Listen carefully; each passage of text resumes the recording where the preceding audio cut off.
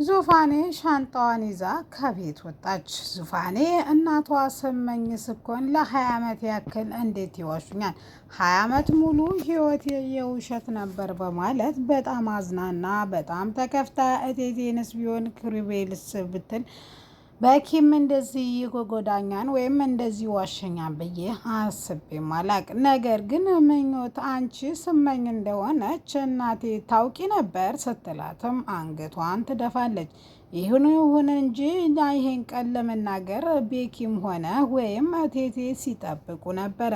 ነገሮች በላይ ችግርና መከራ እየተፈራረቀብን እንዴት አድርገው እንደሚነግሩሽ እያሰቡ ድንገት መጣችባቸው ትላታለች። አሰላሙ አሌይኩም ወረህመቱላሂ ወበረካቱ። ውድና የተከበራችሁ የቻናላችን ቤተሰቦች እንዴት ናችሁ? ሁላችሁንም ሰላም ብያለሁ። ዛሬ ኪሩት ድራማን ክፍል 27ን ይዤላችሁ መጥቻለሁ።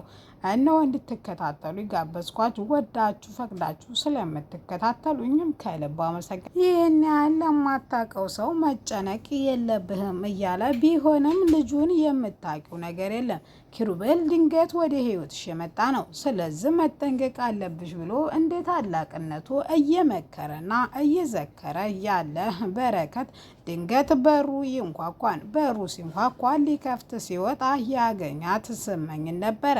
እግሯ ስር ደፍቶ ቢለምናትም እባክሽ አሁን ጊዜው አይደለም፣ ሰዓቱም አይደለም፣ ባክሽ ዙፋኔ ትጎዳለች ሲልም እኔም እስከ ዛሬ እኔ ክፉ ሴት አይደለሁም። በረከት ብዙ ጊዜ እንዲሰጥቻችሁ ነበረ፣ ነገር ግን ምንም አተሳካም ወይም ልትነግራት ፈቃደኛ አይደለም። ስለዚህ እባክህ እኔ ልነግራት ነው፣ ልጄን ማጣት አልችልም በማለት ትነግረዋለች። ልጅሽን ጫ ሳይሆን ለጊዜው ጊዜ ስጭንና እኔ ራሴ አረጋግቼ እነግራታለሁ በማለት መልስ ይሰጣታል። እጅጉኑ ቲቲ ሀብቱን በፍጥነት ሊወስድብኝ ይችላል፣ ክሩቤል ዙፋኔን ካገባ የሚለውን ብጥብጡን ያሰነሳቸው እሷ ናት። ዙፋኔ እናትን ስመኝን መንገድ ላይ አግኝታ ሊገሏት እየሞከሩ እንደሆነና ቶሎ ብላ ልጇን እውነቱን ካልነገረቻት ልጅቷ የህይወቷ አደጋ ላይ እንደሆነ ስለነገረቻት ነው ስመኝ ልጄን ሳላቅፍና ሳልስም መሞት የለባትም ብላ ቆርጣ ተነስታ የመጣችው።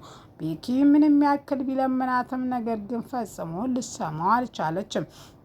ከዛም እግሩ ስር ተደፍቶ ሲለምናትም እሷ ግን ከእግሩ ላይ በቃ ተነስ ብላ ስመኝ ሮጣ ስትገባም ወደ ቤትም ምንድነው ነገሩ ስትልም ዙፋኔ ለምንድነው አንቺ ሴትዮ ከኔ ምንድነው የምትፈልጊው? ለምን አተኝም ስትላትም እኔ እውነቱን ልነግርሽ ነው የመጣሁት። ሊጫወቱብሽና እየተጫወቱብሽ ያሉት ወንድምና እህቴ እናቴ የምታያቸው ነው። እኔ ዛሬ እውነቱን ነግሬሽ ከጭንቀትና ከመከራ እገላግልሻለሁ በማለት ስመኝ ወሬዋን ትቀጥላለች።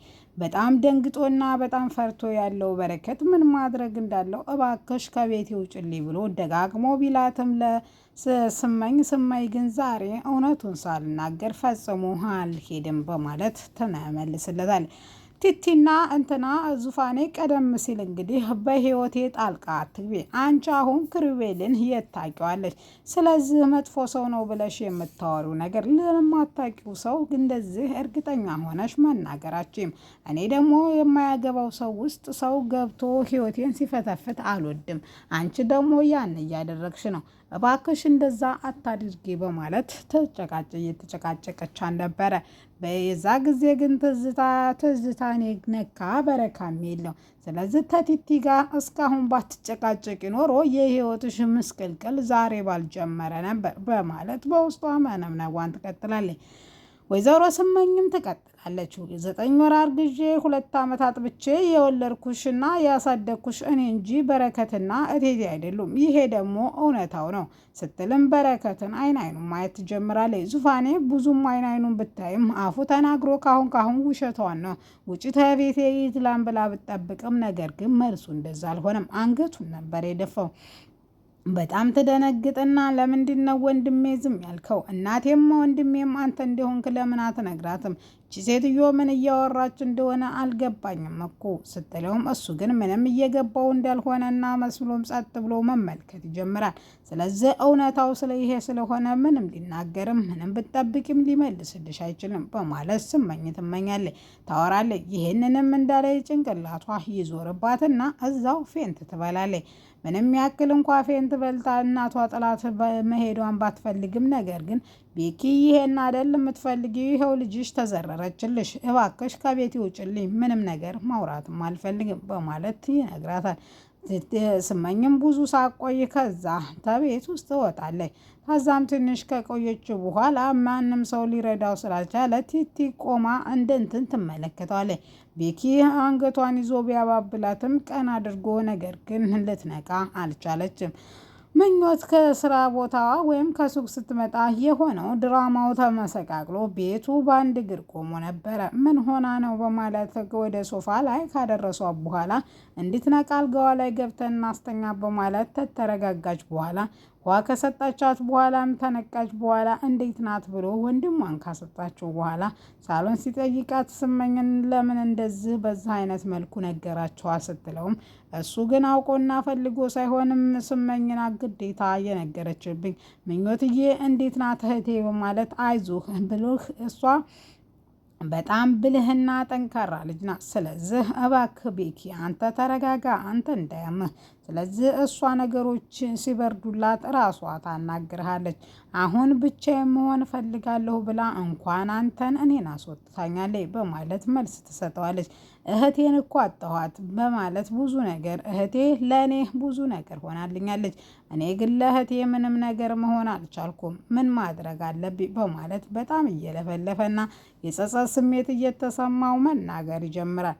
በዚህ መካከል እያለ ወደ ክፍሏ ገብቶ ሊያዋራት ቢሞክርም እባክህ እኔ ምንም ነገር ላወራህ አልፈልግም። ነገር ግን እኮ እቴቴን ባትወልድሽ እኔም ወንድምሽ ባልሆንም ነገር ግን አንድ ቀን ከወንድምነት ፍቅርና የዘለለም ደግሞ ምንም በድለንሽንም ወይም እህቴ እንዳልሆንሽም እንዲሰማሽ አድርጌ አላቅም። እኔ ይሄ ባይሆን ደስታዬ ነበረ። አንቺ እቴቴ ሊሆንሽና እህቴ ብትሆኚ ምኞቴ በጣም ትልቅ ነበር። ነገር ግን አልሆነ። መወለድ ቋንቋ ነው። እባክሽ ዙፋኔ እህትሽ ወንድምሽ እንዲሆን ፍቀጅልኝ በማለት የአንቺ ወንድም መሆን መታደል ነው በማለት ታወራለች።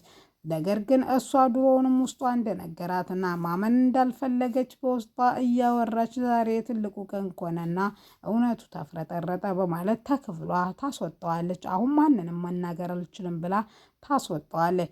ከዛም ምኞትዬም ገብታ እንዴት ነው ነገሩ? እባክሽ እቴቴም በጣም ነው የምትወድሽ፣ ቤኪም እንደዛው ነው እባክሽ ራስሽ እንደዚህ አታርጊ ስትላትም እኔ እኮ 20 ዓመት ብቻዬንና አለ ቤተሰብ ነበርኩ። ከዛሬ ቀን ጀምሮ ቤተሰቦችን አወቁ። ዛሬ ነው ማለት ነው የኔ ህይወት የሚቆጠረው። እስከ ዛሬው ማን ነው ተጠያቂው? በማለት ወሬዋን መነገር ትጀምራለች። እሷም በቃ አሁን ልረጋጋ እባክሽ አንቺም ውጭልኝ፣ ነገር ግን ከዚህ በፊት ታውቂ ነበር ስትላትም ምኞትዬም አንገቷን እንደ ቤኪ ትደፋለች። በዛም እንዴት አንቺስ ትጨክኝብኛለሽ? እነሱ ዝም ቢሉ አንቺ እንዴት አትነግርኝም? ምኞትም እንዴት በማለት ትመልሳለች። ቤኪም እና ቴቴም ይህን ነገር ሊነግሩሽ ቀናቶች እየጠበቁ ነበር፣ ያለመመቻቸት ጉዳይ ነው በማለት መልስ ትሰጣትና ከክፍሏ ትወጣለች። ኤልሳ እናቷ እኔ በጣም ባለሀብትና ባለጸጋ ልጅ ያመጣሁልሽን ባል ማግባት አለብሽ እያለች የጨቀጨቀቻት በጣም ክፍትና ድብር ብሏት ወደ እነ ቤኪ ቤት ስትመጣ የእነ ቤኪ ቤት ደግሞ በከላይ የነበረው ከታች ተገለባብጦ ታገኘዋለች። ሁለቱንም ለማናገር ብትሞክርም ቤኪም ክፍሉን ዘግቶ እያለቀሰ ነው ስትላት ያችም ክፍሏን ዘግታ እያለቀሰች ነው። ስለዚህ ወደ ቤኪ ክፍል ትገባና መረጋጋት እንዳለበትና ዙፋኔ ጠንካራ ልጅን እንደሆነችና ደግሞ ነገሮችን ተረድታ ወደ ቀድሞ እንደምትመለስና መወለድ ቋንቋ እንደሆነ ትነግረዋለች። እሺ ብሎ እሷን ካጽናና በኋላ ነገር ግን ክፍሉ ድረስ መግባቷ እጅጉን ያሳሰባትና ያስጨነቃት ትዝታ ነገሮችን ለመበጣበጥ ትመጣለች። እባክሽ ሂጂልን ከዚህ ቤት ውጡልኝ በማለት እሱም ይጋብዛቸዋል። ጧት የጀመርክ ምግብ ስላልሰራህ እኔ ልስራልህ በማለት ሁለታችሁም ምን መስራት ትችላላችሁ ሲላቸውም ሁለቱም ከእንዶሚ የተሻለ ሌላ ነገር መስራት ስለማይችሉ ምኞት እየተሰራልኛለች እናንተ ባካችሁ ዝም በሉና ብቻዬን ተወኝ በማለት ይተዋቸዋል። ስለዚህ ዛሬ ዙፋኔ በጣም ወስናና ከዛ ተቤት መሄድ አለብኝ ብላ ሻንጣዋን ይዛ በር ላይ ስትደርስ እናቷ ደግሞ የልጇ ደህንነት ያሳሰባት ወደ ቤት ስትመጣ መንገድ ላይ ይገናኛሉ። ልክ ደጃፉ ላይም እሷም እኔ እንግዲህ ከዚህ ቤት አንተም እህቴ ብለህ እንዳጠራኝ ለ20 ዓመት ሙሉ ያታለልከኝ በቃም በማለት ጥላቸው ወጣ።